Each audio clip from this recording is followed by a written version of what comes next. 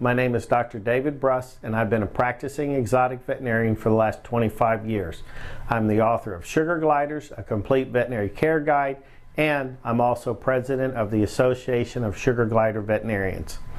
The purpose of this video series is to cut through all the internet misinformation out there and teach owners like you the best veterinary approved ways to raise and care for sugar gliders. Now, just to make sure we're all on the same page here, sugar gliders are also commonly known as sugar bears and honey gliders. And with that in mind, the goal of this video is to give you the facts about how to pick out the best cage and where to put it. First off, picking the right cage for your sugar gliders should largely be determined by the age of your sugar glider and how much space you have. For example, the cage you see here is ideal for young sugar gliders, and it can also house up to 2 adults with no problem. It's made of a special wire mesh that is covered in a plastic PVC coating. The holes are 1/2 inch by 1 inch, and they allow the sugar glider to grasp the bars either horizontally or vertically. This kind of coated mesh is important, especially for young joeys, because they have such tender little feet and can tear their paws by sliding down the kind of long vertical bars you normally find on bird cages. Again, this is an ideal cage for young sugar gliders, especially ones in the bonding phase of their life who are about 8 to 12 weeks out of pouch. Veterinary studies have shown that young sugar gliders actually do much better in smaller starter cages like this. One reason is that they're significantly more active in a cage this size because they can jump all around and play without a fear of falling.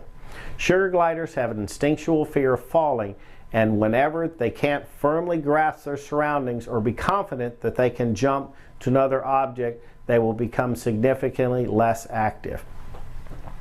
Reducing stress and increasing activity levels are very important for young sugar gliders, and one of the biggest benefits of a cage like this is that it can really help speed up the whole bonding process. This is because the owner can easily pick up the glider anywhere in the cage without it being able to escape their reach.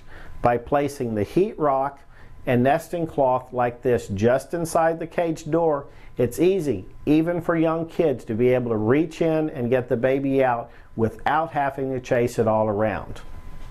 Now, like I said before, a cage of roughly this size is fine for up to 2 adult gliders, especially if you have them out playing with them a lot.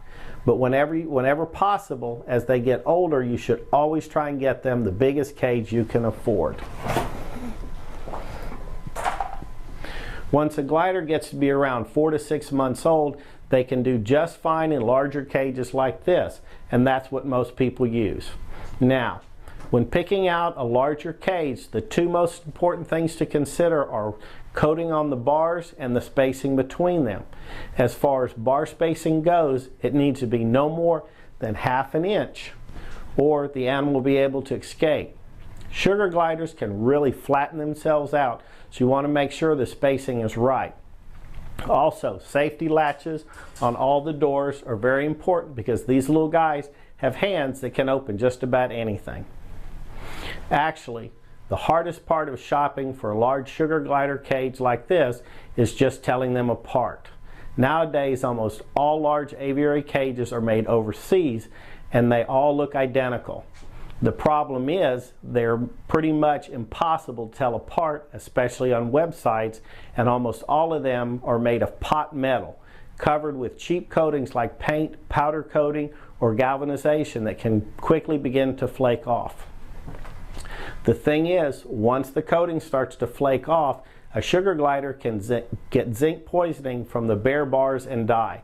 So getting a quality cage that has the right coating can literally be a matter of life and death for these little guys. Now, I don't like to waste money, and I always try and get the best deals I can, but trust me when I tell you that your animal's cage is not the right place to try and save a couple of bucks. The best cages definitely do cost a little more, but they have a high quality epoxy coating that is actually bonded to the bars, and a good cage can last your entire pet's life. This cage is what's called a Jungle Gym cage from Pocket Pets, and it's the type of cage that I use for all my personal pet gliders.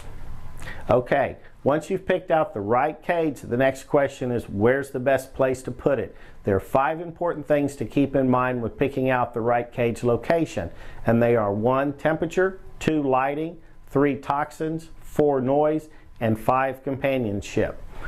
From a health standpoint, sugar gliders are most comfortable in a room that stays somewhere between 75 and 80 degrees. Since many homes are set cooler than that, you should always have a supplemental heat source inside the cage so your animals can stay warm if they ever get cold. You can use things like heat lamps, but the easiest and most common thing is just to put 1 or 2 heat rocks like this inside the cage. A heat rock basically works like a furnace in their home, and if the animal is cold, they'll usually just go snuggle up next to it in their nesting cloth. Now, you should be aware that there's a lot of misinformation out on the internet about heat rocks and sugar gliders, saying that they get burned or electrocuted by them, but it's just not true. Tens of thousands of sugar glider owners across the country have been using heat rocks in their sugar gliders cages for many years now, and as a vet who works with these animals every day, I can tell you for a fact, I've never seen a single documented case where a sugar glider has ever been burned or electrocuted by a heat rock. It's just complete nonsense, and heat rocks are just fine. We cover how to set up your heat rock in another video about how to pick up your baby, so make sure you check out that video as well. Now, having said all that, another important consideration for cage location is lighting. Although direct sunlight in itself won't necessarily harm a sugar glider, it's best not to put their cage right next to a window or in a place that will get a lot of direct sunlight. The reason is primarily because areas like this tend to get really hot during the day and then much cooler at night. So you want to try and keep the cage in an area where the temperature is much more stable. The potential exposure to toxins is another important thing to factor in when picking a place for your glider's cage, because even a small amount of normal household toxins can kill a sugar glider. We talk about this a lot in another video on common household hazards, but for now, the main thing is just to avoid placing the animal's cage in the kitchen. That being said, another important thing you want to keep in mind when you're picking out a place for your cage is potential noise, especially at night. We talk about this a lot more on another video in this series, but the simple fact is that a healthy sugar glider typically doesn't make much more or less noise than most other house pets. Now, having said that, what they will do is make noise with anything you put in their cage. Now, we also talk about this more on another video about toys, but most of the sounds that you hear coming from a sugar glider's cage at night are usually coming from their toys. Therefore, since sugar gliders do like to stay up all night and play, the best thing is just to take any bells or noisy parts off their toys when you first get them. Also, it is important to make sure that the exercise wheel you get is very quiet. Cheap exercise wheels can make a lot of noise, so be sure to get a good one. The last thing to consider when picking a cage location is the social nature of the animal itself. As we talk about this on a lot more videos, the sugar gliders are extremely social creatures and they like to be right in the middle of all the action. Therefore, most people keep their glider cage in the living room or wherever the family tends to congregate the most. In my home, our glider cage is right in the main living area, so that way we end up spending a lot of time together. By the way, another benefit of putting their cage in a high traffic area is simply that it's entertaining. Sugar gliders are incredibly intelligent, playful little acrobats, and no matter how much we watch them, it never gets old, seeing how creative they can be while they're jumping around and playing tricks on each other. Well, that's about it for the basics of cages and cage setup. We also talk more about other important cage considerations on the videos on bonding, toys, and diet, so you may want to check them out as well.